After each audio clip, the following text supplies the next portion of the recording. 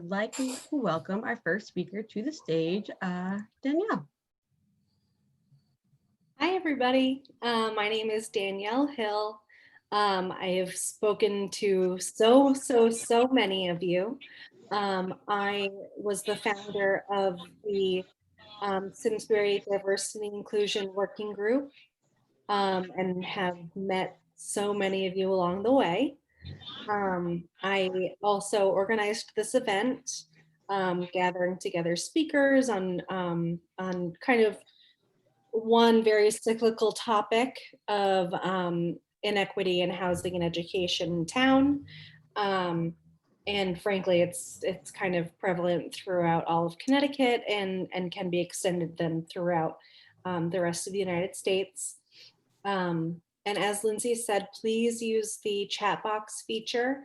We'll be having a 5-minute Q&A after each section, to where our moderator will be grabbing some of the questions and then posing them to the speaker. And the speaker will then be able to answer them that way. But there is also a final 15-minute Q&A at the end over here. And that will be a longer portion of time for you to be able to have more of your questions answered. Excuse us, that was the delay in us getting started. So definitely pull up your documents that were sent over to you. In our email, you have our agenda, which will give you the names of all of your presenters. And then their biographies are on the subsequent pages. And then some additional information, and then a couple of publications as well. So definitely take a look at those. And I am happy to introduce Spencer Hill from the Commission on Human Rights and Opportunities, who's going to be our moderator tonight. And I believe that currently he is getting our kids sorted. So thank you for bearing with us. But I believe that we are just going to jump right into our first speaker, Marcus. So take it away. Unmuted. Good afternoon, everybody. My name is Marcus Furs. I have been a Simsbury resident for probably about a decade and a half at this point, and I'm just really happy to be chit-chatting with you guys for today. Having a diversity and inclusion council in this town is really important for somebody like me, because when we see how many different ways it shows itself in all the different faces of inequity. So that comes from things that most people don't see, and things like a group such as this is really gonna help broadcast these ideas. So what happens is I've been here for roughly, like I said, about a decade and a half, and many times it's almost like an invisible backpack, and you walk around and you're carrying all this extra weight that nobody can always see. And a lot of times it shows itself in ways that are can easily be confused as just a simple lack of common courtesy, right? You feel like people aren't just saying hello, like, you'll ride your bike and people won't say hello, or people won't kind of ignore your existence. And it always just seems a little bit off, but you can't say anything because it just seems rude. And it starts early, especially in Simsbury, because there's so little diversity. When I moved here, the first thing I ever saw was, and I remember it like it was yesterday, was a baby blue Chevy S10 that had a Confederate flag driving through. And that was my first introduction to Simsbury. And ever since then, it's the town has always found a way to not make me feel unsafe, but Not completely safe. not exactly, not heard and not seen. That is what has always been a pressing point of contention for me. Because, you know, and I see it even when I was in school. You'll see things like people will say things of, you know, oh, that sounds ghetto, or that doesn't sound like a Black person at all. And it's like, well, what does a Black person sound like? And these are questions that, you know, you won't always hear. Getting pulled over, you know, you'll be in Simsbury and the cops will, you know, when I'm speeding versus when you're speeding are two different things. Because sometimes you'll get pulled over and I'll get asked, instead of why are you speeding, it's a hand on the gun asking me whether or not this car is mine. As you're wearing a shirt that says Simsbury. It goes into schools. It shows itself everywhere. It shows up in my, you know, 11th grade English teacher telling me that people like me don't go to Duke. And when you ask that question of what does that mean, they don't have an answer. And that just comes from a lack of diversity. It comes from a lack of education and allowing teachers who don't understand people of color to teach people of color. And groups like this are great for that. And that's what's most important for me, you know, because, and that was 10 years ago, but it still shows itself today. Like it'll show itself when I show up and I'm riding my bike. And once again, you know, people aren't saying hello and it feels like it's not normal. And all of that, you know, kind of comes to a conclusion when people are giving you Nazi waves, when you're getting Nazi salutes as you're riding down the street. All of that subtext and coincidental context that builds up underneath before shows itself. And now I know it's not just mild racism. There's still racist people in this town, and that's not okay. And so it's good to see that there's just a lot of people that are here to kind of work on that. So mind you, this is kind of my first time talking, so give me a little bit of grace. But I'm telling you all of my experiences for really like two reasons. Is saying that these are things that are still happening. You know, we're still having people who carry these kind of hates and don't want any kind of inclusion or diversity in these neighborhoods. And that it's still going to keep happening, but we're not going to see it because it's not always designed for, it's only designed for the people who see it. But I also want to say that having a group of people that can come together as a community and know the triggers and know the signs of these actions can help work towards addressing these people and not being afraid to say something when we see it.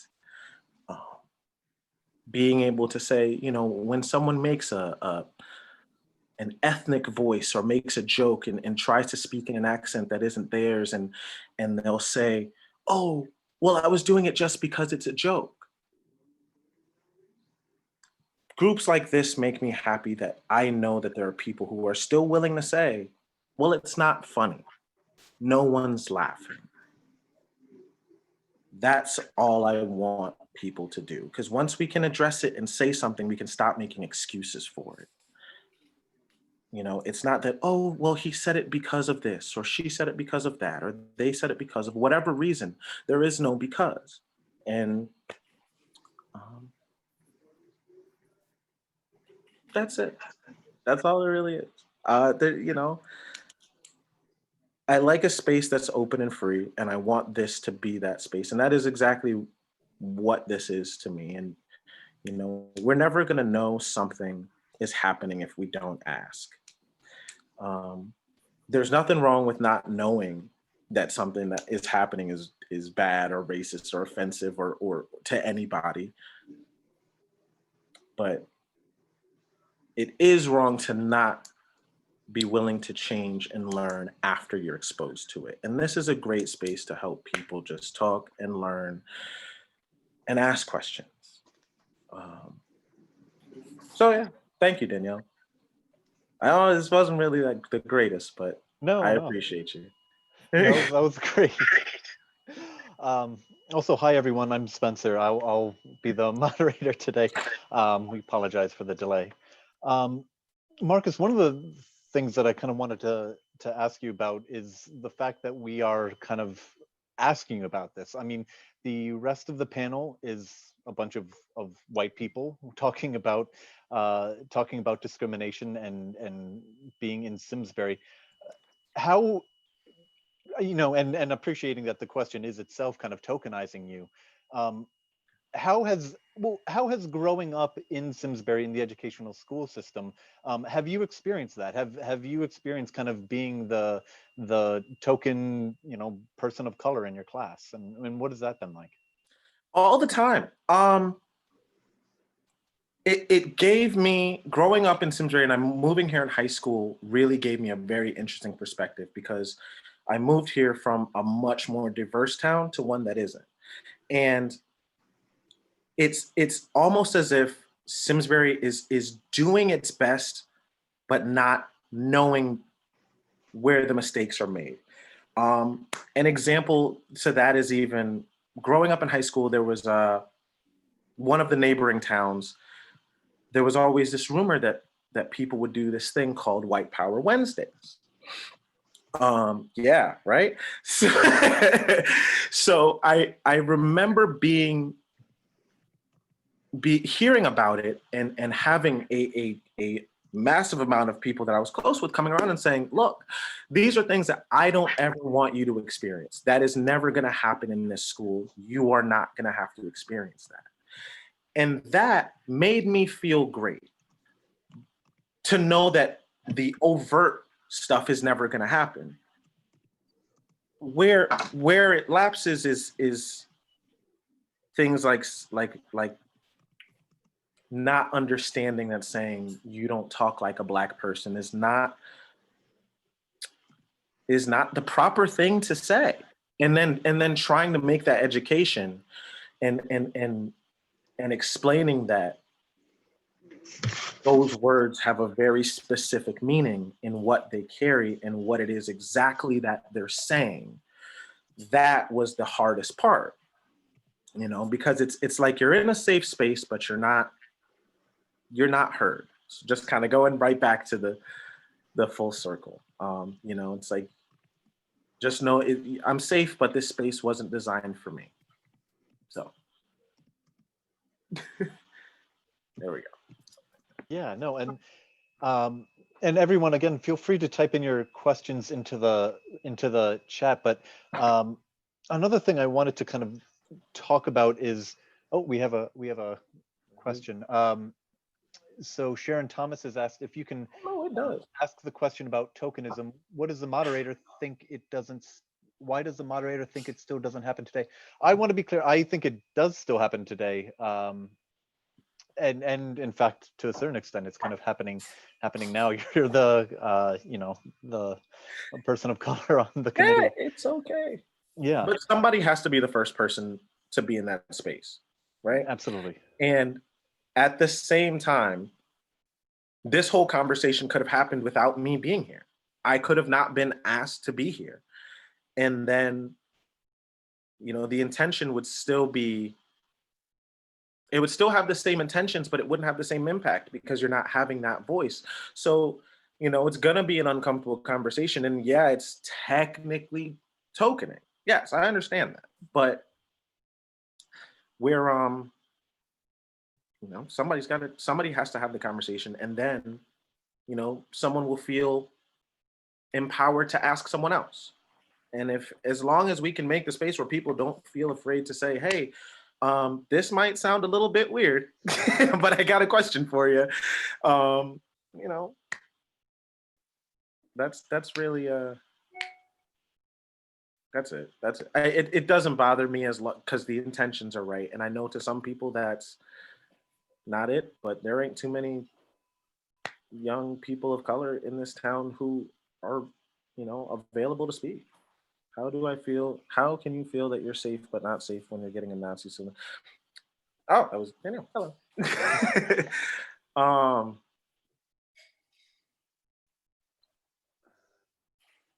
I feel safe in this. Oh, I guess to answer the question out loud, how can I feel that I'm safe but not safe when getting a Nazi salute in town? Because I feel that there are the people will come out and denounce it when it is visible. And I know that there is a core group of people that will make sure that these type of things don't happen, but at the same time, I don't want to have to tell you that it's happening. I also want you to see it with me, because sometimes it happens quickly. And sometimes it's just like a little, you know, a little nudge or just a little thing that someone says. And that's kind of what it is. Just getting to the point of seeing it with me and not having to tell you that it's happening. Like, you acknowledge the racism or acknowledge that someone is saying something that's wrong, and we can all be like, no, we can just group together because we all see it happening. You know, everyone has probably had that conversation where it isn't till after the conversation that someone goes, was that what I think it was? You know, and I want, yeah, and we've all had these conversations, but I want us to be able to just, instead of pushing backwards or waiting until the end of it, you know, being able to address it immediately and saying, no, elaborate on what you mean by your question, or elaborate on that statement. Let's hear more, because I want to confirm, you know, let's let the group hear it and not keep it underneath or keep it buried, keep it, you know, under the rug. Because all that's doing is brushing it under the rug. And then everyone says, oh, you know, so-and-so he's a little off, or he's a little racist. He's not a little racist. He's very racist. Sorry, I'm killing time. Go. No, that was great. Thank you very much, Marcus. That was terrific. Next up, we're gonna have Cheryl Cook, who's going to be speaking about city site identification and the resolution of issues together. Cheryl, if you wanna get going, and then again, if anyone has any questions during the presentation, just type them in and we'll have a short Q&A after. Sure. Thank you. I'm Cheryl Cook. I am here basically to talk about the town's efforts to make things a little better. Thank you, Marcus, for sharing your thoughts and feelings on this. It's so important. I'm the co-chair of the Simsbury SPIRIT Council, and I'm just going to talk a little bit about the town's efforts to address equity, diversity, and inclusion issues here in Simsbury. I'm guessing some of you have probably not heard of this committee, so I'm just going to give you a little background about where we started. In January of 2019, there was a blackface incident at Simsbury High School. The Board of Education held a large public meeting to hear from the community about how we could better address issues of diversity and inclusion.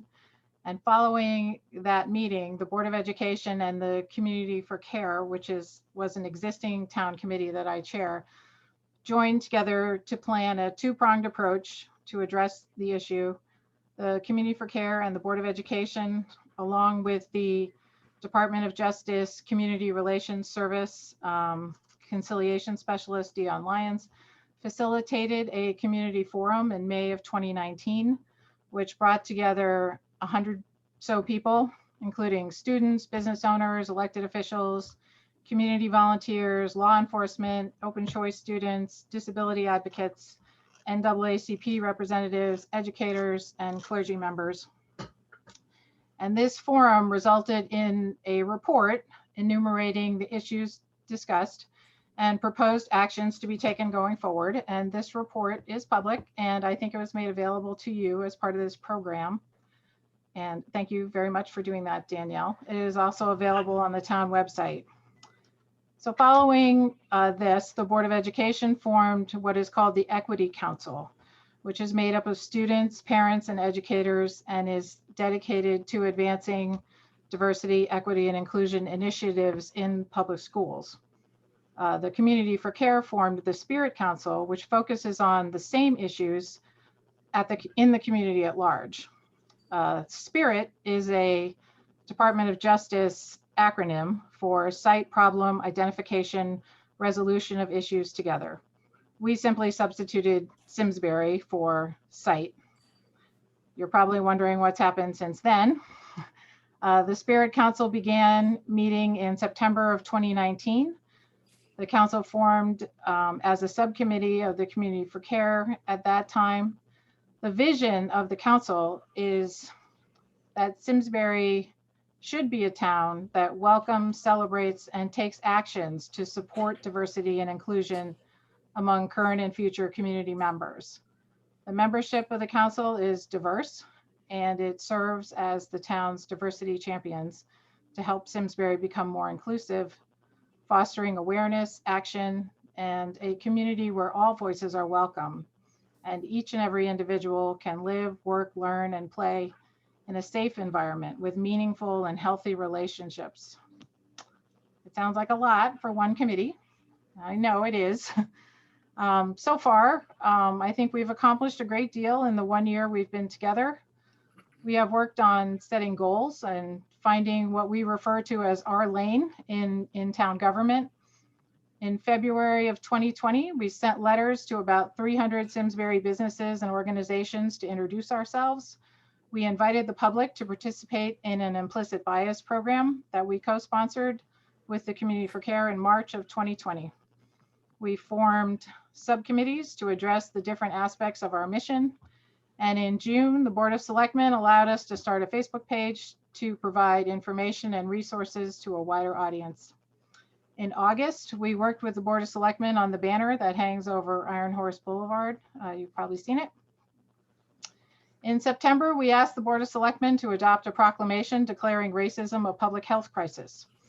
We also asked the Board of Selectmen to make the Spirit Council a separate town committee, and this was approved.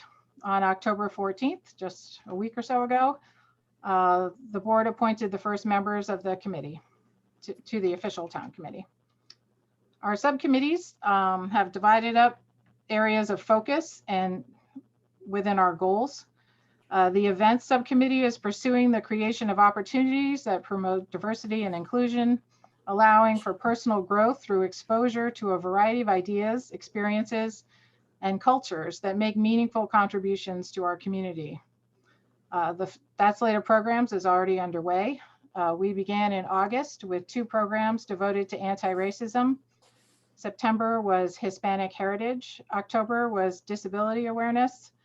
November, the November 5th program will be Indigenous People, followed by lessons from apartheid, World AIDS Day, human trafficking, African American history, women's rights, Arab American history, Jewish heritage, LGBTQIA plus pride, and a Juneteenth program, which all obviously goes into 2021. We call this the Let's Talk series, and it's co-sponsored by the Simsbury Public Library. Thank you, Lindsay. Lindsay has been helping us put those programs out. We have an outreach subcommittee, which promotes awareness of the Spirit Committee and partners with other organizations locally and regionally to drive progress in DEI efforts. We plan to meet with community organizations as soon as we can to discuss our mission and vision, to facilitate a racial history discussion series with the Simsbury Public Library and SCTV, and collaborate with a variety of organizations to bring more opportunities for learning and discussion, like the discussion we're having tonight. We have a separate data and audit subcommittee. Their mission is to gather data to assess progress towards DEI goals developed by the Spirit Committee. In this area, we have reconnected with the Department of Justice, and they are helping us frame some of the goals and the structure of the data collection in our community. I should point out here that the Equity Council, the Board of Education organization, has its own data collection project, and we are not part of that. We are going to focus solely on community interaction. We are looking to engage an expert to assist with gathering and analyzing multifaceted, quantitative and qualitative context-specific data. With community involvement, we hope to recommend follow-up plans and actions. We would like to create benchmarks using this data to monitor progress. Just this morning, we met with the Department of Justice Community Relations Specialist assigned to us now, and we discussed what comes after the data collection. The Board of Selectmen has been very supportive in this effort. When the board held their goal setting workshop recently, they ranked the Spirit Council as number 3 in their priority list, which we are very grateful for. One of the actions we plan to take as a committee is to ask our members to volunteer to attend the meetings of other town committees and open up communication with those committees. The idea is that zoning might be discussing something, a housing development or a commercial development, and that might be something that Spirit is concerned about. And we would be able to more effectively engage in a discussion with that committee in a timely manner. The same goes for, and I'm just setting examples here, this is by no means a total list, the Planning Commission, the Police Commission, the Board of Finance, the Aging and Disability Commission, and a whole range of other boards and commissions. We will also be reporting back to the Board of Selectmen probably on a quarterly basis.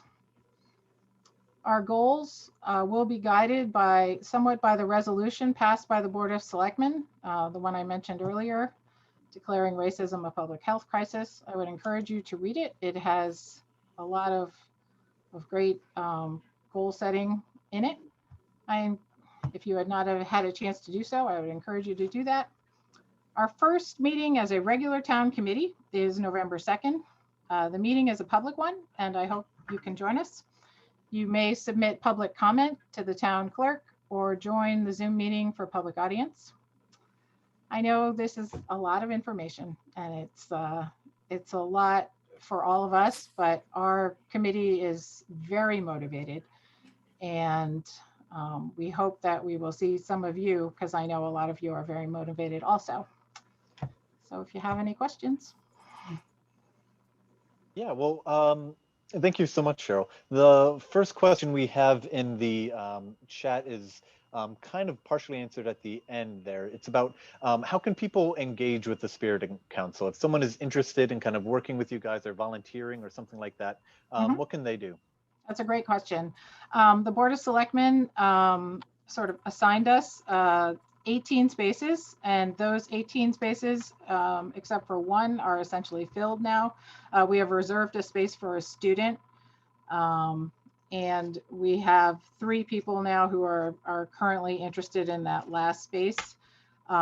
Members would be appointed by the Board of Selectmen, since we are a special town committee, but we are using volunteers. So that committee we're going to call, say, the steering committee, because we have so much work to do that we really need all the volunteers we can get when it comes to, we're hoping that when we have events in person, that this will, become a much bigger thing. Right now, we're sort of resigned to being virtual for a while, but like I said, we have the Let's Talk series going on and all of that. So, we welcome help in all its forms. We have a lot of ground to cover. Yeah, absolutely. And I do want to point out for anyone looking there in the chat, the library has put a link into their calendar, and that has the meeting for the upcoming November 2nd Spirit Council meeting. I think the Indigenous People Let's Talk series is November 5th. Hopefully, Lindsay, I'm saying the right day. Yeah. I don't see any more questions for you guys at this one. I had one just in terms of that student engagement. Have you spoken with any students, and kind of what is the response from them? Has that been? Well, there were many students at the initial forum in May, and they were terrific, telling their stories. And it really opened the eyes of a lot of people in the room. And we have the Equity Council now underway from the Board of Education. And as I said, there are students involved in that group. They are working with a different consultant. So that is totally focused on educational issues. We do have crossover members in our group, Lloyd Huey, Nicole Kodak, and Assistant Superintendent Sue Harmark-Lemke, all work on the Equity Council as well as the Spirit Council. So we are in almost constant communication with if there's an issue that we can be addressing. Great. Now, I believe we have Nicole who wants to speak briefly on just how to get in touch with Spirit. If Nicole, do you want to Nicole jump is in my here? co-chair. She should Okay, jump in here. Great. I was just going to say November 5th is the Native American Indigenous People event, and we have so far 5 panelists. It's going to be another amazing event. Everyone is fabulous and changes the complexion of our work, and we add to the people helping our work through people from each event. So please do volunteer for us. You can, Cheryl, do you want me to? I'll give my email. I'll put it in the chat. Okay. And you can contact me. Are you okay if I put in yours too? If people are more comfortable absolutely. with. Put in both of ours. All Yeah. right. And we also have a vice chair that's extremely active, Tanisha Grant. I think she's here on the call as well. And she was very instrumental along with Sharon Thomas in getting that resolution passed and forwarded of the Board of Selectmen. And we are operating right now, this is the way I talk about it, in a climate of favor where both political parties in town that have leadership positions are very supportive of this work. And the Board of Selectmen, the Chief of Police, Board of Education and Superintendent, I mean, we are all very engaged in working on this together. So it's not a simple problem, and it really is awful, but very important to hear Marcus's story and stories like this. I have 2 daughters that are Black, and we have our own set of stories. And so do volunteer, let us know what you're interested in. What is your experience? Who are your connections? Because we have, subcommittees in some framework, but we're going to need people, and we're going to need to plug people in where you want to be. So I'll put that in the chat. Thanks, Nicole. Great job, Cheryl. Thank And you. it was a Nicole. really good conversation with the Department of Justice person today. Oh, it was amazing. Oh, We are have really so good lucky. ideas. Oh, We're so lucky to have these people. Yep. so thank you. I don't want to take any more. No, no problem. Thank you. Bye, Nicole. All right. Well, thank you very much, Cheryl. You're welcome. Okay, next up we have we have some attorneys from the Connecticut Commission on Human Rights and Opportunities who are going to be speaking on housing and education law. I myself am an attorney from the Commission on Human Rights and Opportunities, so I'm going to be starting us off going. Joining me is going to be Jody Walker-Smith and George Welch, 2 attorneys who work with me at the Commission. I'm going to be sharing my screen, and hopefully this works, and we can get this going. All right. Okay, just 1 second.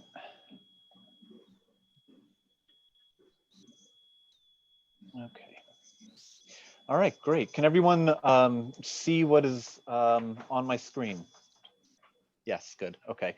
Jody and George, do we have you? Yes. Hi, everybody. I'm Jody. Great. I'm George. Are you there? I'm here. All right. So to get things going, the presentation lists Attorney Michael Roberts. He was unfortunately not able to get here tonight, but like I said, we're attorneys from the Connecticut Commission on Human Rights and Opportunities. We are the state's civil rights enforcement law agency. And we are tasked with kind of eliminating discrimination in not only employment and education, but also housing. So we wanted to kind of just go over some of these topics as they relate to Simsbury.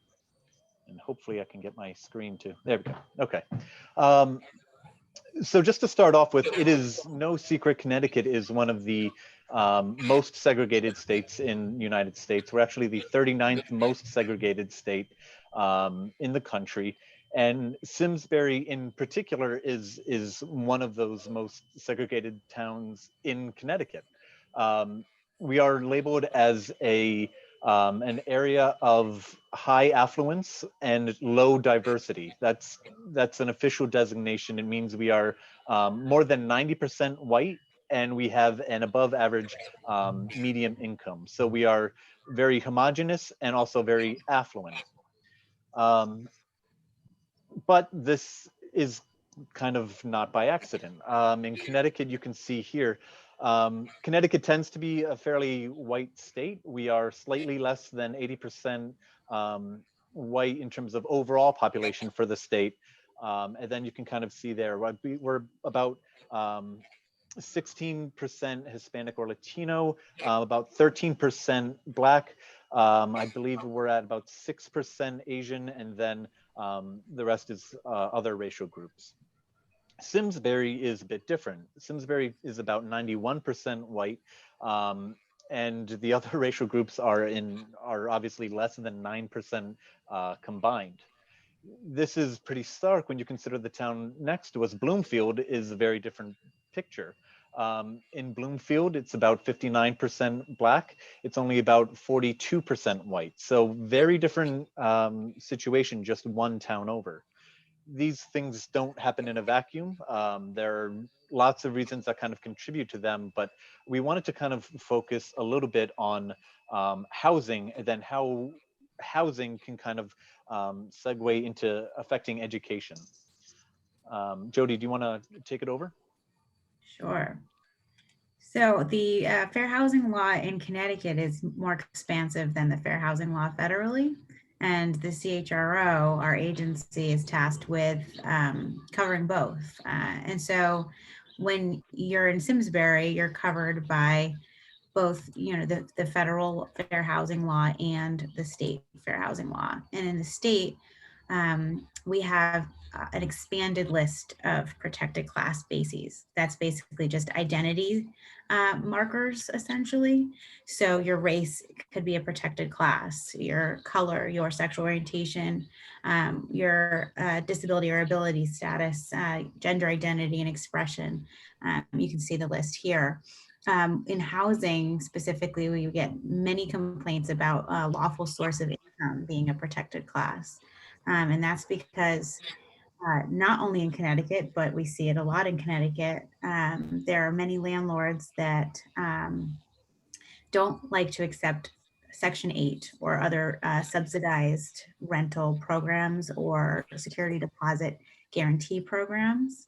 And we find that is often not just because of a kind of a fear or animus towards people experiencing low income or poverty. It's often a proxy for race, because in this day and age, folks know that they can't explicitly say, I don't want to rent to a Hispanic family or a Black family. But they often think that they can get away with saying, well, I don't do Section 8. And there's ideas about who might have Section 8. And that's illegal. Lawful source of income is basically exactly what it sounds like. Any income that is lawfully obtained, if that's how you have your monthly income, you cannot be denied a rental or a sale for that reason. That could be Social Security disability payments. It could be alimony, child support. Oftentimes it is some kind of rental voucher.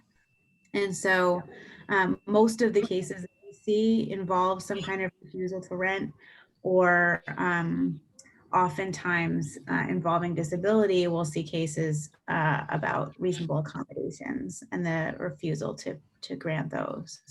And then the last piece that we see most often, go back one second. The last piece we see very often is actually under both the state and the federal law. There's a separate cause of action. So you can be sued just for this particular thing for what's called make, print, or publish a discriminatory statement. And so that could be something that you just verbally say, or that was in the newspaper, or that you put in an email. And if any of those statements are written convey preference against a protected class. And it doesn't matter what the person who's speaking intended. It only matters what an ordinary person who hears it would think that it means. That can be a violation of our fair housing laws. So we see a lot of cases about that as well. We can move forward. So zoning laws are one of the ways that we sometimes see cases involving zoning laws, and zoning laws have a big impact on how housing is dispersed across the state. Spencer touched on the vast segregation in our state, and that's obviously not by accident. There were, laws redlining districts and the government not providing loans to, different mortgages to Black and brown families. And so this has all happened kind of on purpose. And now here we are. And the reason why it continues to perpetuate is because, for one of the least reasons, is these zoning laws. Affordable housing can be blocked from towns that are mostly white by zoning laws that might appear to seem neutral on their face, or are applied in ways that are not expressly trying to keep out people of color or families with young children. But that's kind of the same idea of the proxy of Section 8 being really about race. Oftentimes, the way that these zoning laws are applied or even created is kind of a proxy for keeping out certain populations, specifically Black and brown individuals and families. And so, as you see here, some of the ways that that's done is to have these different requirements. One example that comes to mind is I know there's a town, not Simsbury, won't call out Simsbury specifically, but there's a town that requires only 1/3 of an acre to build a single family home, but it requires 13 acres to build a 2-family or more. So obviously there's no rational basis to have 1/3 of an acre for one family and 13 acres for 2. But you can imagine how a law like that or a regulation like that would keep out a large amount of people that are lower income. And because of the historical racism in our country and in our state, very often Black and brown individuals have lower wealth. Not only pay disparity, but the actual wealth disparity in our country and in our state means that oftentimes lower income is correlated with Black and brown people, and it's not at all by chance. It's by systemic racism over time. And so there is a law that requires the towns allow affordable housing developments with certain criteria. And, Simsbury is familiar with that. There's been, I did a Westlaw search today, and I saw there were quite a few appeals involving Simsbury just in the last few years. Oh boy, what's going on? Okay. There was this Supreme Court decision that alerted me to from 2004, but there was a decision just in 2019 as a Superior Court decision, so a lower court. So, folks here might be aware of that development. This is something that, when the commission that decides whether to approve affordable housing development application, that when they're denied, there's an appeal process, and it's a pretty strict requirements and bar for the commission to kind of prove that it was necessary to deny that there was no other way that this development could be made, and that the interest, the risk that the town or the commission is identifying to justify denying it is significantly greater than the need for affordable housing, which is a high bar because the need for affordable housing is so clear. And so basically what we really want to get across is that affordable housing is just one way that we can start to desegregate our towns that are predominantly white and disproportionately white compared to the population of our state. I personally went to a diversity and inclusion summit today from 9 to 4, and the biggest takeaway from that was that inclusion drives diversity and not the other way around. And so our focus shouldn't just be on representation or, diversity in the most basic sense of bringing in people that look different. Unless you have inclusion, it's not going to work. They're going to leave or they're not going to come at all. And rightly so. Inclusion is what actually brings diversity. And if you can focus on inclusion, you'll all benefit. So we'll touch more on bigger picture stuff after. I'll let George talk about education. Thanks, Jody. Hello again, everybody. So we've talked mostly entirely really about housing and housing issues. But it's important, and I want you to realize, and this isn't something that's surprising news, but where you live is really a hub. It's a hub for basically the rest of your life in a lot of really critical ways. It impacts everything. Where you live impacts your work, the social services and the municipal services that you have access to, transit, whether or not you can get from place to place in the state easily and safely and reliably. And what I'm really going to focus on, and I think arguably what can be viewed as the most important thing, is the education. Where you live directly impacts where you learn. So the next slide. Thank you, Spencer. As you can tell by the fake books behind me, I am a lawyer, so we're going to talk about case law. So what I'll bring your attention to is the case of CCJEF v. Rel. And basically, this was the case that said Connecticut is doing it just barely good enough. And that's not where we want to be, obviously. As many of you are certainly aware, funding for Connecticut schools, the school budget, is established almost entirely from the municipal tax base. So the wealth center and the tax center of the town itself is going to directly impact how much money the school has to operate. There is an amount, a de minimis amount of state funding, and in some cases federal funding that becomes relevant, but the massive consideration for the funding is going to come from that municipal tax base.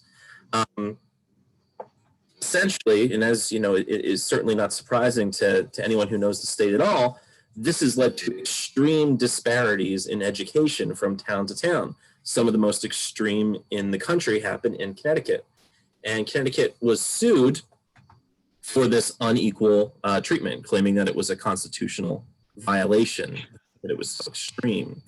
A superior court found that these disparities were so troubling and so profound as to violate the Constitution. The case was ultimately appealed and went up to the Connecticut Supreme Court. And this is where they said that we were doing the the least that was acceptable. It was minimally adequate that we could do and still claim that we were providing education to our children. So that's where we've landed at this point. We need to do better than that. Education law in Connecticut. First off, you cannot discriminate on a number of protected classes, and Jody covered them essentially, and the list you'll see on the right-hand section of your slide is largely the same as it was for housing. You cannot discriminate on the basis of, I'm sorry, someone says if I sit back further, does this sound better? Okay. Again, the discrimination cannot happen on the basis of the protected classes that Jody noted earlier, and that you can see again on the right-hand portion of your screen. But what can't you do? What actual behavior is illegal? And you'll see here that there's a few categories that are often relevant in the education law. One example is disciplining one student, but not another for the same conduct, denying participation in after-school programs and sports, or refusing to accommodate students with disabilities. Breaking them down a little bit more specifically, if we think about discipline at a school and how racial discrimination can be impacted there. Recently, I was looking into the criminalization of our schools. And that's something that I find really disturbing.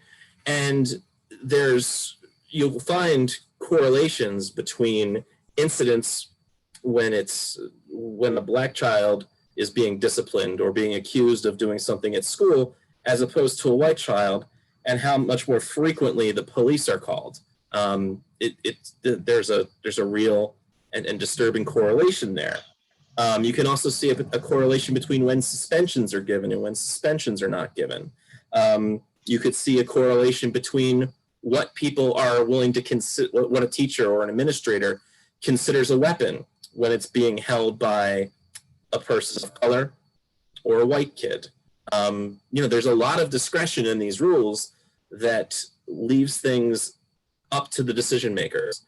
And these people are either through an implicit bias or, an explicit bias, are treating our children of color differently and in a way that's troublingly inappropriate.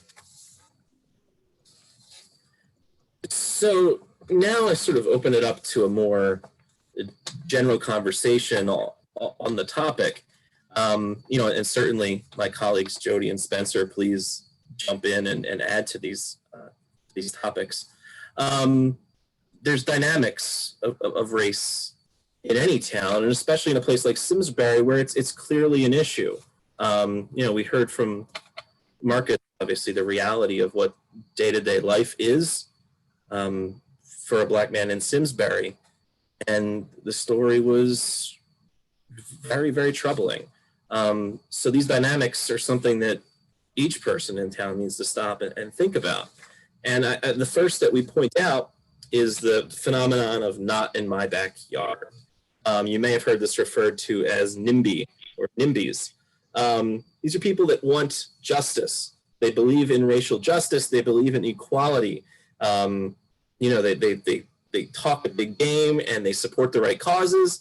And then they're like, well, yeah, but I don't want to have to give up any of my property or my tax, like right here. I want the justice there and not here, please. So it's important to think about yourself and if you fall into that category in any way, or if you can, we're all here. So I don't think anyone here doesn't want to move towards equality and justice. You wouldn't be at this conversation if you didn't want that. But you have to think about how it impacts your life and what you're willing to do yourself to make that goal that you have become a reality. On to the second point, it's a phrase that we're hearing a lot this election cycle. Don't forget, I am a state employee and I'm entirely nonpartisan. I'm sure you can pick that out just from my conversation so far. But we've been hearing the term attack on the suburbs a lot. And it's important to think about what that means. What are we saying when we say that? To me, it's clearly coded language.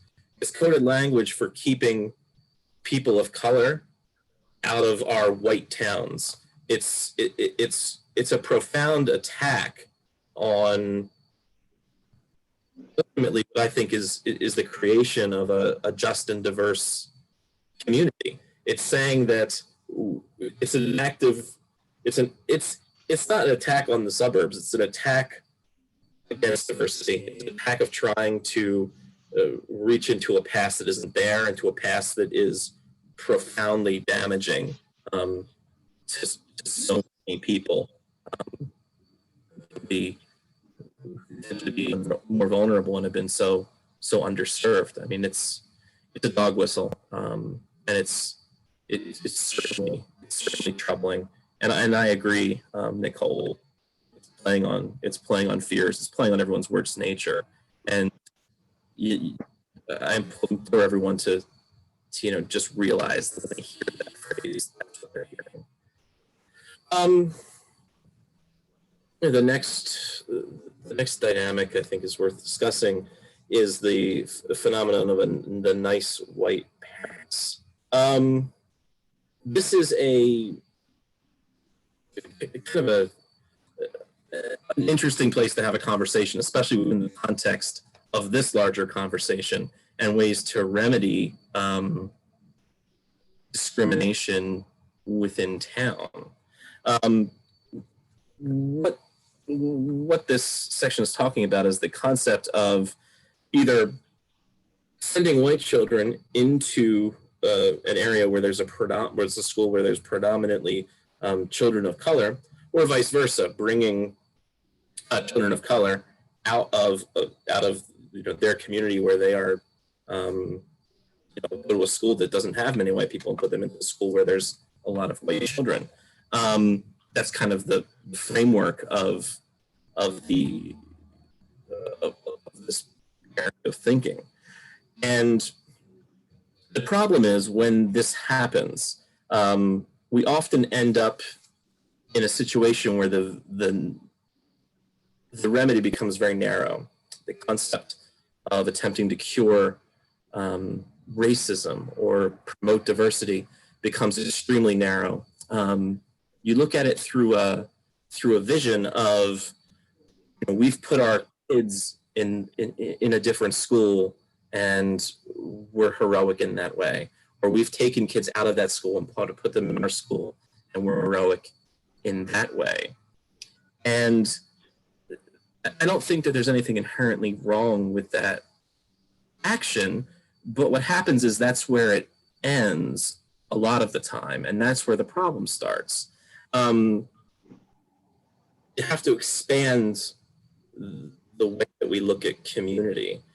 Think about how if you're removing a child of color from their neighborhood, putting them somewhere else and saying that they're somewhere good now, what's that saying about where you took them from? What's that implying about your feelings of racial dominance? What real opportunities do they have outside of the immediacy of the classroom? Are they going to have real access to after school activities? Are they going to have reliable transportation? Will they have the technology needs to really become part of that community? Are they going to be able to do all of the things that kids who live 2 blocks away are going to be able to do? And a lot of times they can't. And the opposite is true too. If you're sending white children into schools where there are primarily children of color, and you decide that you're some sort of literally white knight by doing that, but you don't actually think about becoming part of that community. You don't actually think about how to join the neighborhoods and families together. What have you really accomplished? You maybe made yourself feel better, or you maybe made the school better for a moment, but you haven't healed any of the underlying wounds that have put us in the spot where we are.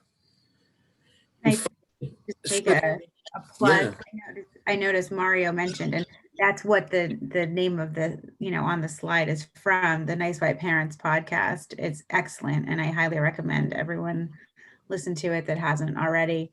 It'll have you questioning everything you thought you knew. And I think the main point that I took away from it was that well-meaning white parents often don't consider how their actions might not be helping as much as they think, and actually might be harming the people that they're coming into contact with that are not the white parents in either context. And so it's almost an erasure, and being having people be invisible and their pain being invisible. And it just reminds me of what Marcus was talking about earlier about how we need to just actually notice, and if we see it we can do something about it. And so, the first step, maybe listening to this podcast, will help you to start seeing these things more often in your daily life. And finally, feedback loops. Essentially, this is like, something you may have heard of almost as like a self-fulfilling prophecy. I think it's very similar to that. And it relates to the tokenism that Spencer and Marcus were talking about earlier. If you have a low diversity area and a child of color or a person of color, depending on the age, is put into an educational system, that person's often going to feel tokenized or ostracized or outsider. And in that role, it's very hard to succeed. This has shown that it's difficult for those individuals to do well academically and to do well in after school extracurriculars and becoming part of the school community. And that tends to reinforce negative stereotypes about race. If you're only seeing one or two Black kids in your school, you're like, oh, they're not doing well. That reinforces those negative stereotypes that are either implicit or explicit in the minds of the white children there. And it can, even worse in a lot of ways, reinforce the negative stereotypes that children of color can have about themselves. So those feedback loops are definitely something that's All right, thank you. in an unexpected way. All right, thank you so much, George and Jody. I was trying hard to, couldn't really see the chat while I was sharing my screen. So I see we've got a number of questions here in the chat. Let me just try to find one. Let me scroll back to where we were. Craigslist housing. Craigslist is kind of an interesting one. There are lots of discriminatory ads placed on Craigslist or similar kind of messaging board sites. As a general rule, Craigslist doesn't take any liability for them. That's how they kind of get around those laws, as they say, we didn't put it up, but the person who put it up is going to be kind of potentially on the hook for that. I just want to keep things moving along. Actually, I've been told to be more conscious of time. I'm going to save some of these questions for later, and that'll allow us to kind of get on to the next speaker. So thank you very much, George and Jody. Next up, we're going to be having Rick Collins, who is going to be talking about the challenges of zoning and diversity in education. So thank you very much, Rick. Take it away. Hi, I'm Rick Collins. I'm a retired teacher from Simsbury Public Schools for the last 35 years or so. Challenges. Well, first off, listening to everybody talk, I've been taking notes, and what I wanted to say has changed like 9 times in the last, since we started. So I'm going to try to do the best I can here, but this is a pretty emotional topic. And the first thing I want to say is that my hope as we're talking is that there are people in the audience who are watching us and listening to us who are not the choir, because I think what I'm hearing and what I'm seeing is that a lot of people are doing this today are really are trying to be part of the solution. So, but I think we need to hear from people who see this in a very different way. And until we can talk to them, if they will listen, I think that that's going to be an issue. So I want to touch on something that the Spirit Council is addressing, which I think is fantastic. But from my point of view, being a teacher in town for as many years as I was, we have committees all over the place. And they're always well-intentioned, but unless there's a specific action plan, nothing's going to change. It'll be, well, we'll deal with it, it'll get better, then we'll have another incident. And it's that spiral that you see when it comes to a town that has racist components. And let's just call it the way it is. There are racist components in town. And I think we start there. We have to have definite action plans. So let me first point out some of the problems we're facing. I'm sure many of you are aware of that. First off, I was fortunate enough to be part of a discussion on Simsbury Neighbors Unite a few months ago, talking about zoning in town.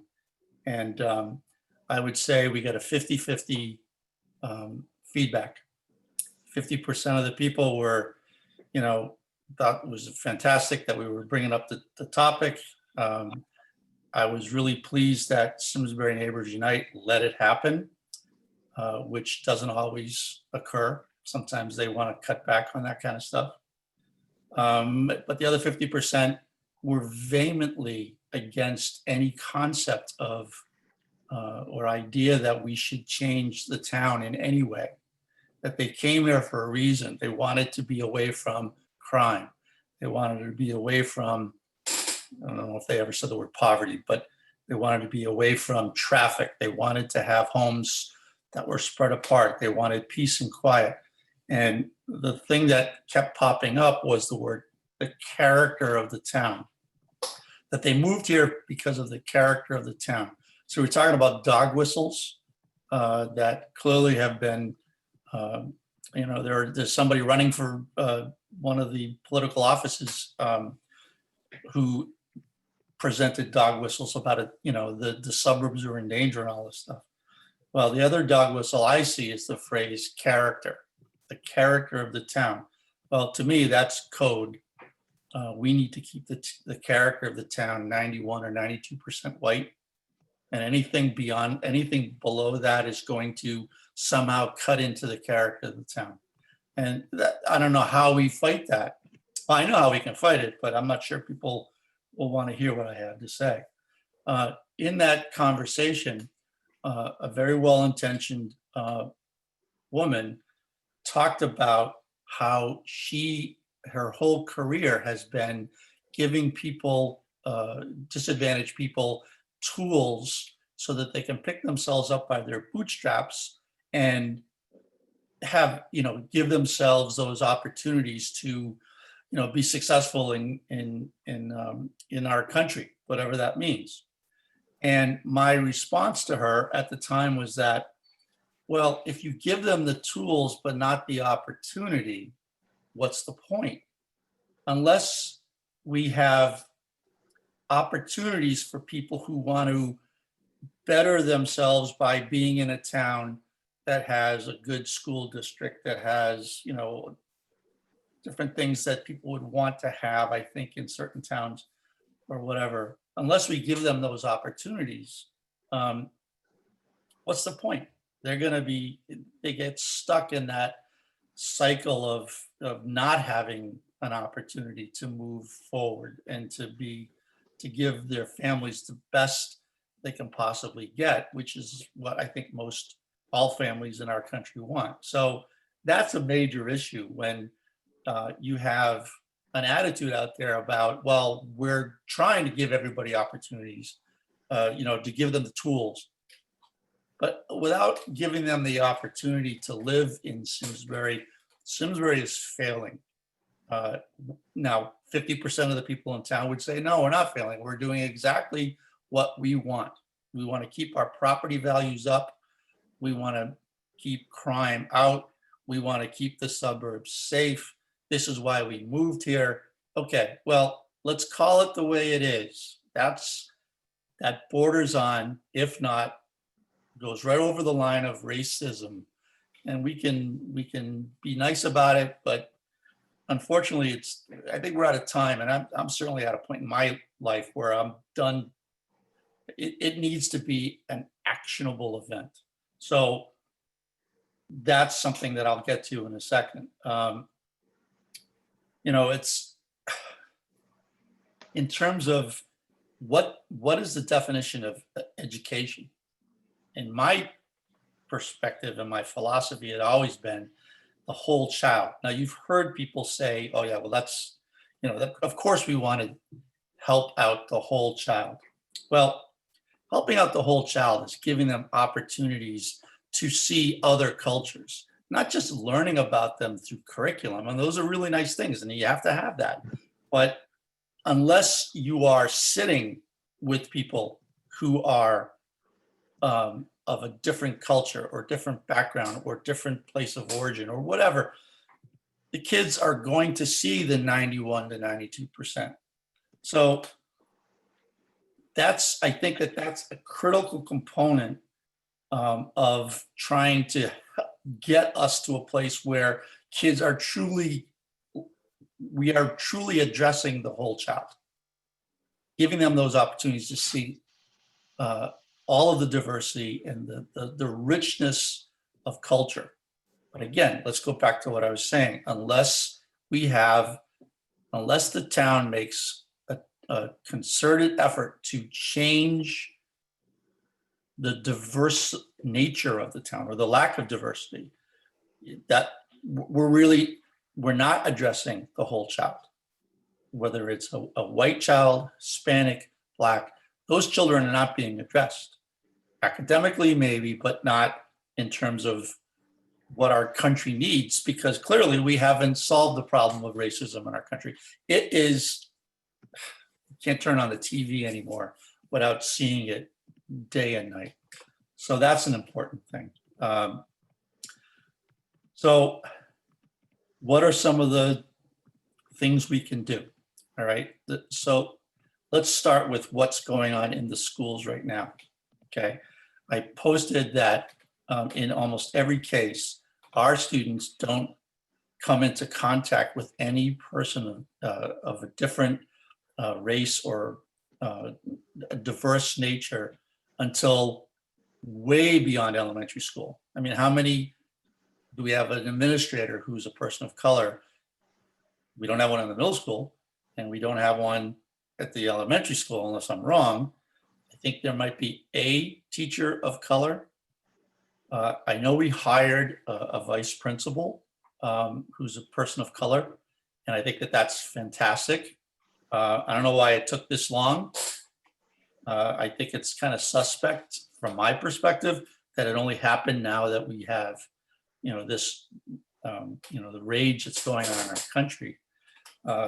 So what has the Board of Education done to recruit people of color to be part of our educational community? Now, I have heard on many instances the different excuses. Well, they don't want to work here. That's baloney.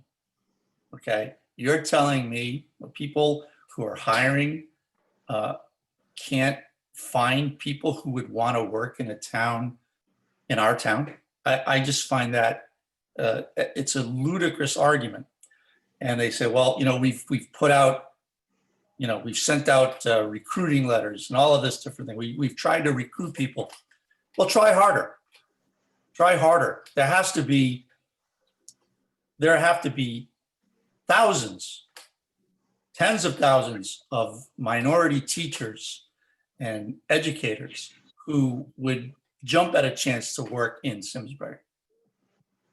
Secondly, they don't want to work here because they don't feel comfortable. Would rather work in an environment where they're working with people who are similar to them. Okay, well, why do they feel unwelcome? That's that loop you were just talking about a second ago. I think it was George. You were just talking about that a second ago, that loop. Until the Board of Education makes the effort, a concerted, I'm going to go out and find good candidates. I'm going to find those people to get them into Simsbury. Until that happens, they're never going to feel welcome because they're in a school district.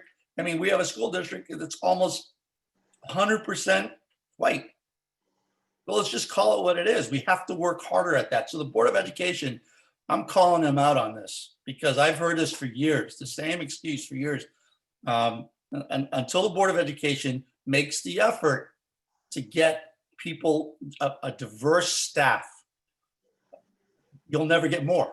It's that loop. And again, talking about the whole child, if I have a Black teacher and I am a 4th grade student, I'm going to see the world differently. My peers will see the world differently. It's an educational opportunity. It's something that will educate the whole child. So let's start with the recruiting process in terms of making this situation better. All right, that's absolutely critical. I can't believe how many notes I've taken here. This is nuts. So in terms of who are the people that are going to make these things happen, I've already called out the Board of Education. So I'm going to be out there publicly saying they have done nothing near enough to make this better. Okay.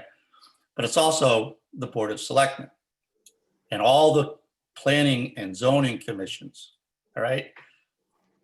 We're talking about the phrase, I believe it was, inclusion happens before diversity, or what? Please correct me if I said that wrong. I know that there was a quote that came up a few minutes ago. Inclusion welcomes diversity. Inclusion welcomes diversity. Okay. Mhm. Until that's my point. Until the town welcomes or works toward inclusion, there will be no diversity. We will stay 91 to 92% white. Everything will stay exactly the same way. We'll talk about it. We'll have committees. We'll do all these things that are academic and very important.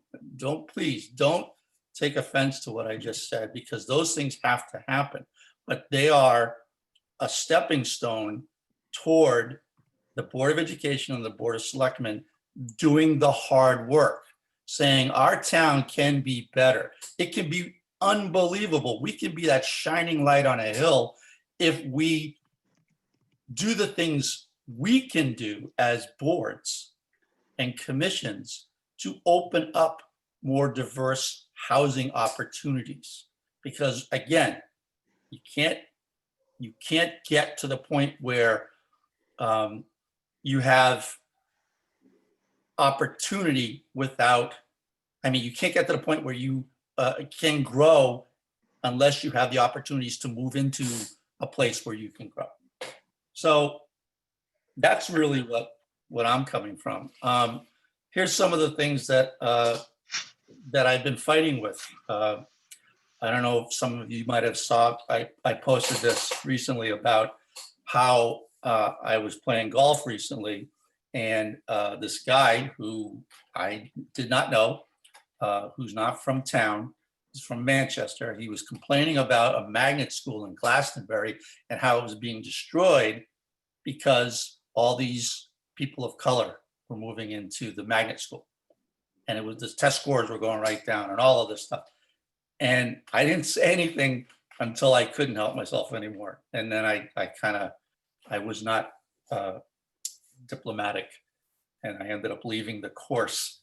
So that pissed me off to no end. But my point is that this is an attitude that until the town takes it by the reins and does the hard work to change our zoning laws, to change getting, like I think I mentioned in one of my posts a while back, changing the, I don't know if it was like the preamble to the zoning commission or the zoning laws or whatever, but maintaining the character of the town. I don't know what words we can come up with, but that is the code that they will hold to. Yeah. Until we do something about it. So I don't know. That's where I'm coming from. I really believe that. I probably missed about 55 things I wanted to say, but and excuse me for being a little passionate about this, but as a teacher in town for 35 years, I've seen all of these things happen before. Years ago, there were issues about, that our town needed to deal with diversity, and we needed to change curriculums, and we needed to do all these different things.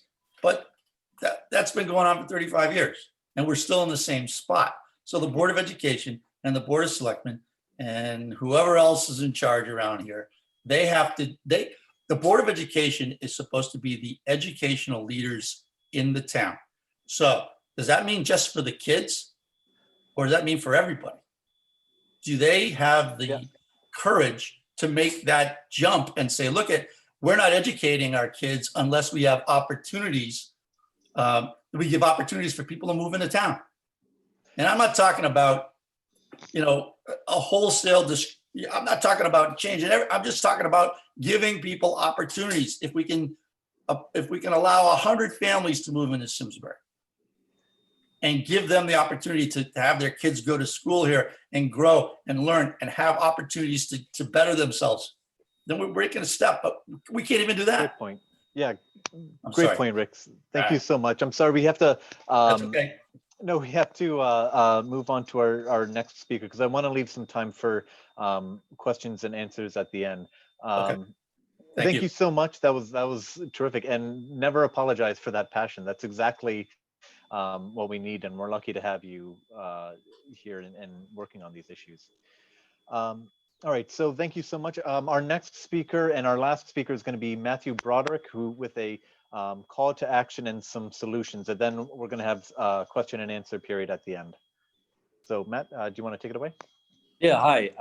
My name is Matt Broderick. Of all the things, the last thing you want to be on a 2-hour Zoom call is the final speaker. So I have condensed my remarks to about 45 minutes. I just want to let you all know that. But thank you for allowing me to be here. My name is Matt Broderick. I'm the Vice President of Development with the Boys and Girls Clubs of Hartford. And it's been really, I want to first of all thank and congratulate all the folks on the call tonight and listening in as well. It's great to see so much emphasis on inclusion, diversity, and trying to bring diversity to the town.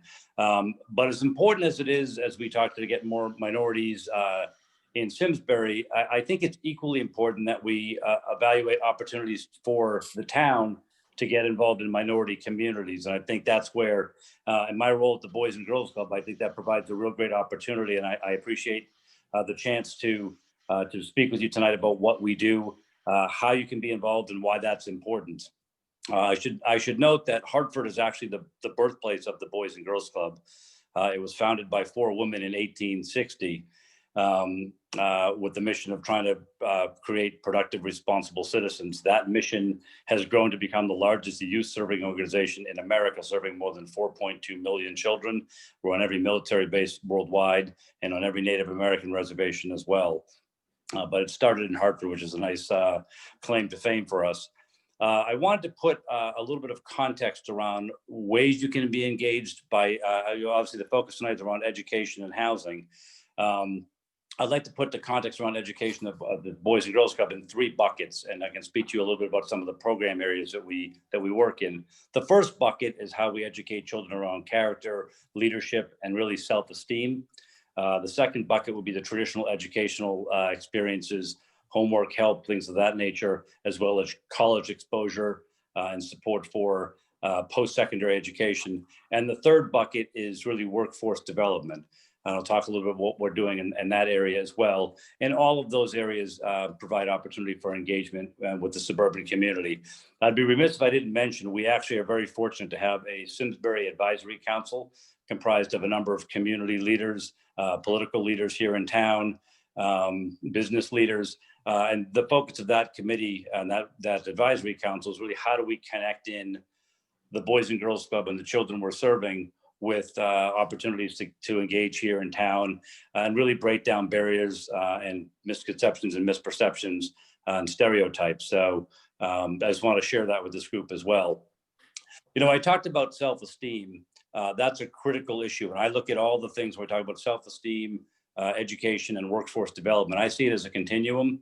To put it in perspective, 75% of the children that we serve at the Boys and Girls Club in Hartford qualify for free or reduced lunch. They are living in difficult economic circumstances, and their families are going to be more challenged coming out of COVID. Many of the families we serve are working in retail or service jobs they don't have the freedom to work from home on a computer or desk job. So they'll be most impacted by this COVID crisis. But 75% living at or near poverty. More than half of them come from single parent families. And just as an example, our early learning center, which we have in our Asylum Hill Club, which serves children 3 through 5, but a quarter of the children in that program have a parent that is either currently enrolled in prison or has been in prison. that's the population that we're serving. And it's how do you put the kids on a trajectory and around mentors and a safe place. And as Rick said, give them access to opportunity that allows them to lift themselves out of the circumstances that they find themselves in. But as you can imagine, most of the children that we serve don't always come to us with the best sense of self-worth or self-esteem. They're dealing with food insecurity. They're dealing with crimes in their neighborhood.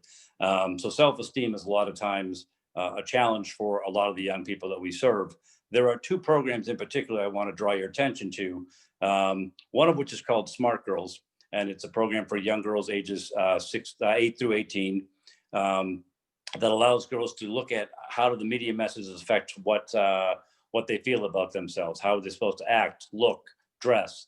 It's really a program like I consider sort of group therapy, where the girls get to address the issues of the day, the messages they hear, and how that affects their self-esteem.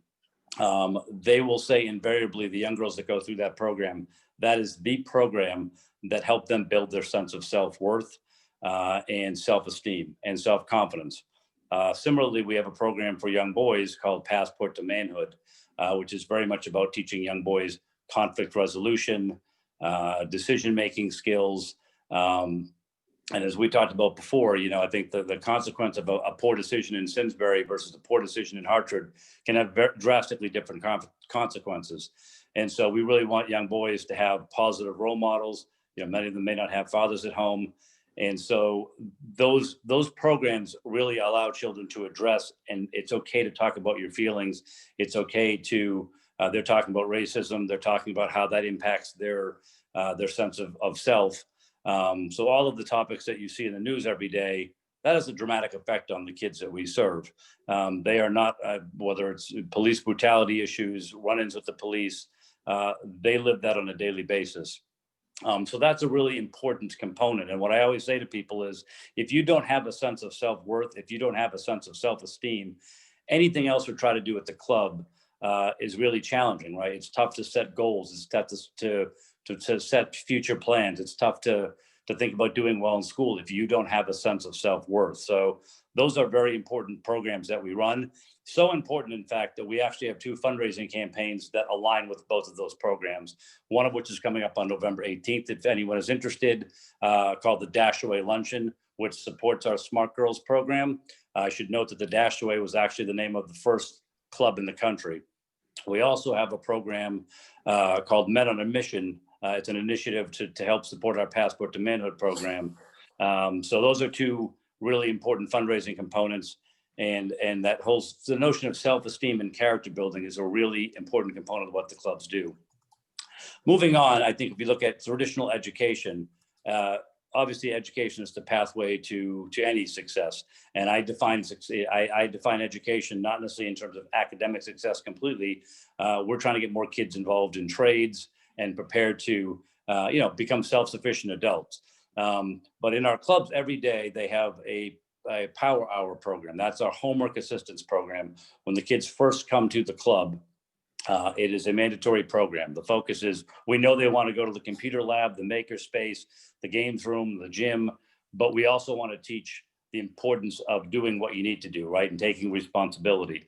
That's an area that's a little challenging right now with COVID, but if folks on this call want to get involved in tutor or read to children at an early learning center, that's a great opportunity to get involved in a very meaningful way. I should also note Lincoln Financial funds that program. And additionally, we have something called Lincoln Bucks. So to incentivize the kids to do their homework and stay positively engaged in academics, they can earn Lincoln Bucks and they get to turn those in. We have the Lincoln store every so often where the kids get to turn it in, like at a carnival where they can get a stuffed animal or a basketball, and they're incentivized to save up their money. So they're also learning financial literacy through that program. So we try to do a lot of cross-functional teaching at the club as well. And then obviously college exposure is a big part of what we do. We want kids to understand that if they can dream it, they can do it. And so we started at an early age getting kids on college tours. The number of children, I've been back with the Boys and Girls Club now for the past 3 years, and our past 3 Youth of the Year, which is the highest honor we bestow, they get to speak at our Great Future Celebration event. And each one of them in the last 3 years said, I'm the first person in my family to go to college. And that is because of the Boys and Girls Club, but it's also because of the support we get from the community. And there's an area that if anyone here is interested in helping kids, get them on a college tour or to help with applications or financial aid. Again, so many of them don't come from parents who have gone through that process. So it's a foreign concept to so many of the parents. To have that extra support is phenomenal.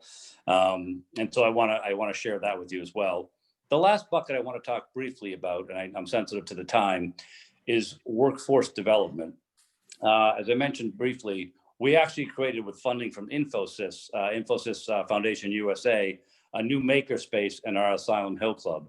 It has 3D printers, it's got laser cutters, the kids are working on robotics and coding. We're going to be having CAD design machines soon so they can learn the basics of manufacturing. And so that's a great track.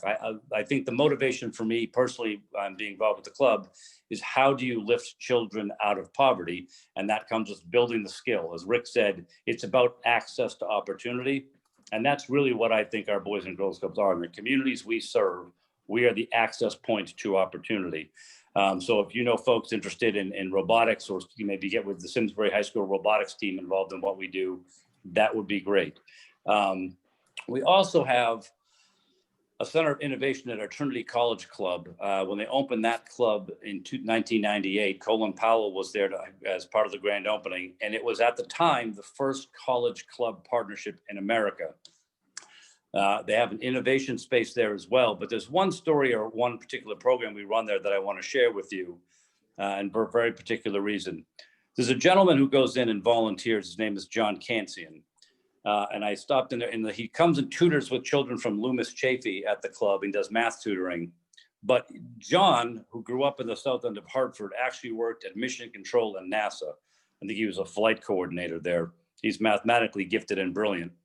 And I went in a couple of summers ago, and John he runs in the summertime at our Trinity Club, a rocket program, where our children are literally in the club doing sort of scaled back rocket science, but they're trying to figure out the trajectory and the height, and they go through the whole process. And then at the end of it, the event culminates with them launching rockets on the campus of Trinity College.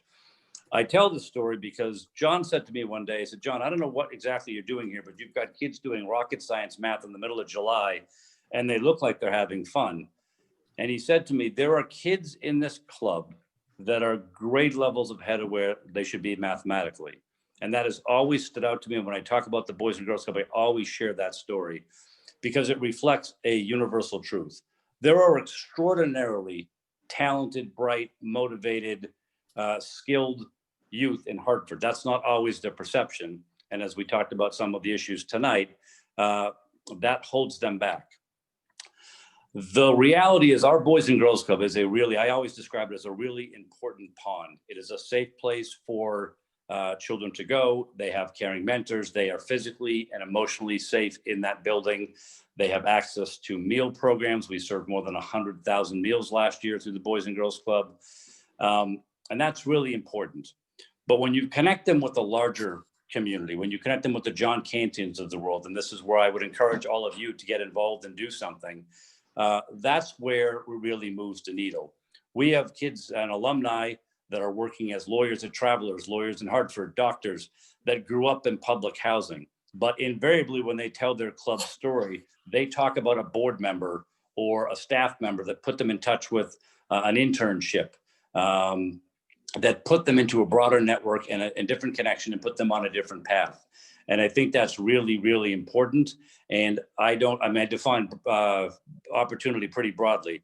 That is a big part of the opportunity as well at our club. I want to close with sharing a quick story about a young girl who was our Youth of the Year a couple of years ago. She also interned at Aetna. She was a Boys and Girls Club youth counselor in our summer programming. And as I said, she was the first in her family to attend college. She is now a freshman at the UConn Hartford campus. And I had asked her to come out to Simsbury last summer. I said, "Could you come, not this past COVID-filled summer, the summer previously?" And I said, "I'd like you to talk to a women's group about our Smart Girls program." I said, "Would you mind coming out?" And she said, "Sure, that's no problem." And she'd come up to me during the day and visit my office and tell me about school and complain about boys. And, it was all good. I'm a father of 2 daughters myself, so I could relate. But she said, do you mind, can we swing by my house first before we go? Because I want to get changed. And I said, sure. And so I'm driving her home, and I said, would you normally be walking? Her house was about 2 miles from the club. Her mother worked nights. Her mother was not there after 6 o'clock, and she'd work through the night. So Casey was either with her sister or by herself. And as I was driving her home, kind of winding through the neighborhood of Asylum Hill, I said, you walk this when you leave at night? I said, even if it's dark at night? And she said, yeah, you kind of figure out where the weirdos are eventually. And that sort of struck me. And then I eventually get to her houses. We're about three houses down from her 3-story walk up. She said to me, yeah, there was a big drug bust there last year. That was a crack house. And I'm thinking to myself 2 things. She's an amazingly wonderful kid, and this is the world she lives in. I'm also thinking the crack house she is describing is 8 miles from my house in Simsbury. So she goes and gets ready, and I'm looking at the urban blight across the street, the boarded up buildings, and she gets in the car, and we go over past the University of Hartford and out over Simsbury Mountain. And as we take the right down by Rosedale Farms, the look on her face, seeing the homes over there that were 6 miles from the crack house area that she just left, it was the most stunning experience. And she said, sort of was almost speechless and couldn't believe the world. It was like she was going to the moon, driving 6 miles from her house. And as we got back, past Fitzgerald, I said, well, let me swing you by. We got a little bit of time. Let me just swing you by my house. We're not going to go in, but I'll show you my neighborhood. And I live up in the Central School District. And we turned onto my street, and there was a neighbor who had the storm door closed, but the front door open. And she said to me, you can keep your doors open here? And that also stood out to me. I mean, it's things that I think so many of us take for granted. And as I brought her home that night, I introduced her to Little City Pizza. But as I brought her home that night, I said, Casey, with the right opportunities, you keep doing it, stay on the path you're on, making the right opportunities, you could live in a town like Simsbury. And I think it's really important that all of us on this call tonight and all of us in town invest in things like the Boys and Girls Club that actually take the time to go into Hartford and see the neighborhoods that I'm describing and get involved to start to lift some of these children up. But, also to everyone's point here tonight is, making this town a welcoming town when someone like Casey gets a degree, gets a great paying job and can afford to live in Simsbury, that it's the kind of town she wants to live in. So I want to thank everyone for their time, the opportunity to talk about the club. I think Danielle's got my information. If any of you want to learn about any of the programs I talked about tonight or any of the events and fundraising opportunities, more than happy to share that. So thank you very much. Thanks so much, Matt. That was terrific, and I think one of the things I take away most from that is the importance of thinking globally but acting locally. It's so easy to kind of read national news and think about kind of things on a global scale, but people kind of forget it is so much more important to act small and do the daily kind of volunteering and getting involved, because that is where individually we can make so much difference. So I want to thank you for all your work and everything you've been doing. No, thank you. All right, now we've reached the question and answer portion of our night. So if anyone has any questions for any of the presenters that we've had here tonight, please enter your questions into the chat function. To kind of get things going, one thing I wanted to kind of ask, kind of just broadly, and any of the presenters feel free to kind of to jump in on, is just the question of kind of how this moment has affected you in your work on these issues. I mean, since the pandemic has been stressful for all of us, but particularly since the killings of George Floyd and Breonna Taylor and so many others, this has been kind of a moment of national reckoning. How has that kind of changed how you view our town and Simsbury, and kind of how did you want to how has this affected you in your work? And anyone, please jump in. Can I? Yeah, please. Hi. So it was, I think, it was maybe a couple of days to a week after the killing of George Floyd that I began the Simsbury Diversity and Inclusion Working Group on Facebook. And I have high hopes for it. I have a whole plan that's cooking around in my head of where I'd like it to go, and I really would like to make it like a multi-tiered, community grassroots organization. But that particular, final straw in years and years and years of just crap, just horrible things happening. I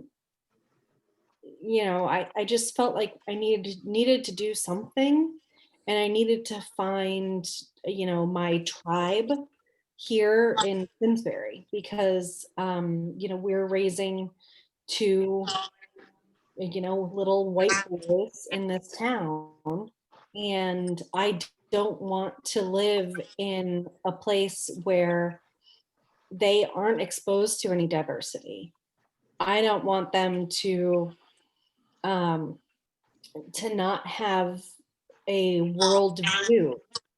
I don't want them to live in a little bubble of affluence, and I needed to find people who were kind of on the same page and were looking to make something of it, to say, these are all of my thoughts and let's put this into action.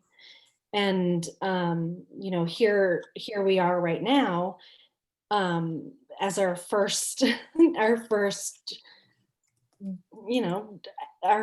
thing that we're doing from this group. And I'm so happy to have so many people here participating, and so many wonderful speakers. And I I take pride in being able to sit back and listen to people who know much more than I do, and who have so much more experience than I do, because that's where I get to learn how this town works, and who the people are who are going to cultivate the change that I want to see in my town, in the town that we chose to live in the town that, I chose to make this group that is full of wonderful people who I loved interacting with. And, it stirred some stuff up also. So I don't necessarily think that that's a bad thing. Great, thank you. We did have a question in the chat. It was to George and Rick. It's a question about the legacy of Chef V. O'Neill and how Connecticut has kind of addressed the issues that lawsuit brought to life. Would you consider Project Choice and magnet schools to be a temporary solution to larger DEI issues? And how do we do better as a state to make sure that all students, regardless of zip codes, have a great education? I'll speak for George. George had to leave the call early, but I work with him, and so I'll gladly speak on his behalf, I guess. At least from a legal perspective, Chef V. O'Neill is a product of its time that is, to my mind, largely misguided. At the time, it was a good idea, but we've kind of seen some of the harm that can be done. For those who don't know, Chef V. O'Neill was a Supreme Court case saying that Connecticut had actual segregation despite laws prohibiting it, going obviously back to Brown v. Board of Education. But as a result of the Chef V. O'Neill decision and finding that Connecticut was segregated, busing programs were instituted. So students were kind of taken from Hartford and largely brought to the suburbs. It interestingly never worked the other way around. And again, some of the kind of dynamics that we've talked about being that, you know, students being just brought from a city, then placed into a school without addressing any of those larger issues, is not as productive. I mean, it comes from a good place, but ultimately you're keeping in place the kind of racial power dynamics and racial hierarchies that can really harm students for all the kind of reasons that we brought up. So at least my opinion, and Rick, I'd love to hear your thoughts, but my opinion is it was a good idea, but we now need to go much further. And magnet schools, project choice, those are great ideas, and I'd like to kind of keep working on them and seeing if we can kind of do that. And just one more thing I do want to point out is it is not just about bringing students from you know, the cities into Simsbury and into the suburbs. It's also about investing in those communities, investing in our cities, so that it is not just about, we need to make sure everyone has the opportunity to live everywhere where we want, but we also need to invest in our cities so that there's, you know, those institutions and those schools are built up as well.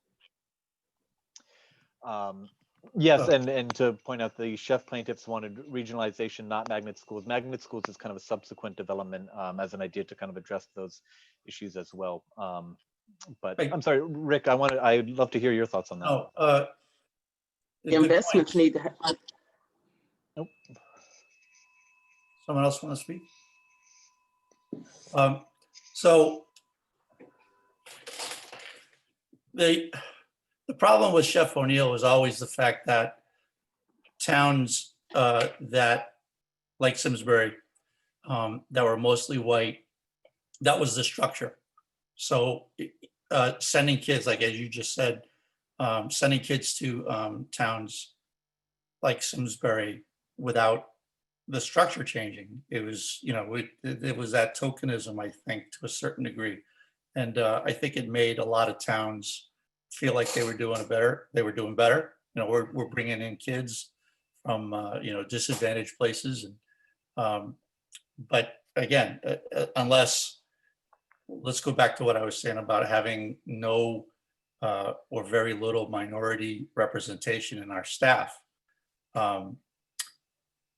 You're just bringing kids in, and they you know, here's something that I found out happened. I never even thought about it at the time, but no, we used to have, when the different kids would come, like I taught at Latimer Lane for a number of years, and they would call the buses, and then the kids would go to their buses, and, you know, they said, well, bus 59, bus 62, blah, blah, blah, the Hartford bus.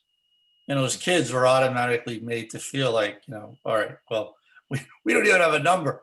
You know, we have like a designation, and we're going to be, you know, I just think that those kind of systemic things, unless they were addressed, Chef versus O'Neill wasn't going to take care of those things. So, you know, again, it goes back to the character of our town and what we want to have for a town.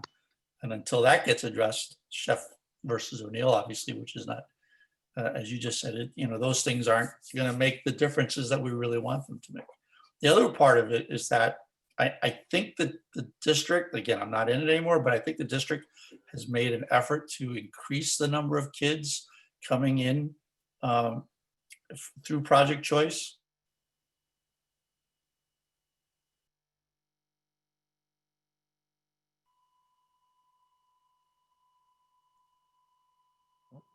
I think you froze. Oh, I don't think it didn't achieve what it needed to achieve. great, thank you. There's a comment out to Nakia, interested to hear what comments you wanted to make. I don't know if, can we, Simsbury Public Library, can we do that? Yeah, Nakia, where are you? Can you guys hear me? Yes, Yeah, great. hi. Hello, I will make it quick. Thanks everybody for today. It was really good to just hear everybody's thoughts. The program came together beautifully. So you should feel really proud, Danielle, for all the work you put in bringing everybody together. One thing that just struck me in the conversation, and I think Sherry actually mentioned it, but it was on my mind, is that we tend to always have these conversations as if all people of color can't afford to live here. Right. And I think about myself relocating from New Jersey, and I work for an insurance company, right? And as I looked for places to move in Connecticut, from most people of color that I talked to, it was don't move into Simsbury, not because they couldn't afford to live here, but because it wasn't inclusive. So yes, I think there's tons of work to do to make it so that it's an equal opportunity for a broader group of people. But even people who can afford to live here today choose not to, because the environment is not as inclusive. And I just wanted to make sure we didn't lose sight of that fact, as well as when we talk about the character of the town and the intention that we want to have in the town to make people feel as though this is a place they want to live and raise their children. We're having a difficult time even bringing in people who could afford and have the same level of income and education and everything else as the people who live here today. Thank you so much. That's excellent. So Dave Bloom just put into the chat that the Simsbury Planning Commission will be having a listening session. They're developing an affordable housing plan they're going to be having a listening session to kind of get some feedback from the public on that. Thank you so much for telling that. And again, that would be great. Definitely be on the lookout for that. All right, I see we are over time, slightly over time, so I do want to kind of wrap up. Thank you all so much, and I'll give it back to Danielle to give some closing remarks. Thank you all. Like I said earlier, thank you all so much for participating, for taking the time, for everything. I am beyond impressed and overwhelmed. I loved hearing from everybody. I was, scrolling up and down the chat, making sure that I wrote notes as I was going along. I'm really happy to have created a network of folks to come around this topic, and eventually we can do more. I wrote in the materials that were sent out earlier, the working group's email address. Please email any questions, comments, concerns, ideas on more topics to talk about. And we can do more, and we can do better. And I can't wait to do more with all of you. Thank you. Thank you. Thank you, Danielle, and everybody else. Thank you, Danielle. Appreciate it, everyone. Thank you for joining us all this evening. We're so happy you could take the time out of your schedule. And Danielle and all the speakers for doing their time this evening. We very much appreciate it. Bye, everybody. Have a good night. Thank you all. Good night. You.